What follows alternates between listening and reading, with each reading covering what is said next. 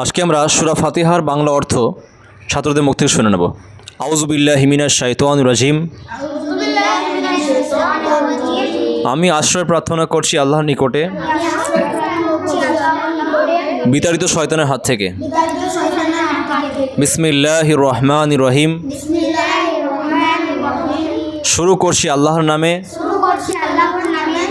যিনি পরম করুণাময় অতীব দয়ালু। তুমি বলো। আলহামদুলিল্লাহি রাব্বিল আলামিন। সমস্ত প্রশংসা আছে মহান আল্লাহর জন্য, যিনি বিশ্বজগতের প্রতিপালক।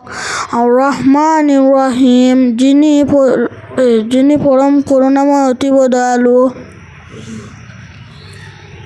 মালিকি ইয়াউমিদ্দিন, যিনি বিচার দিনের মালিক। ইয়াকা না'বুদু ওয়া ইয়াকা নাস্তাঈন, শুধুমাত্র আপনারই ইবাদত করি এবং আপনারই নিকটে সাহায্য প্রার্থনা করি।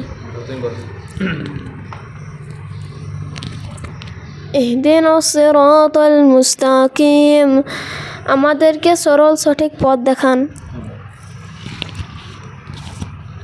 সিরাতাল্লাযীনা আন'আমতা আলাইহিম, যাদের উপর আপনার অনুগ্রহ এবং নিয়ামত দান করেছেন।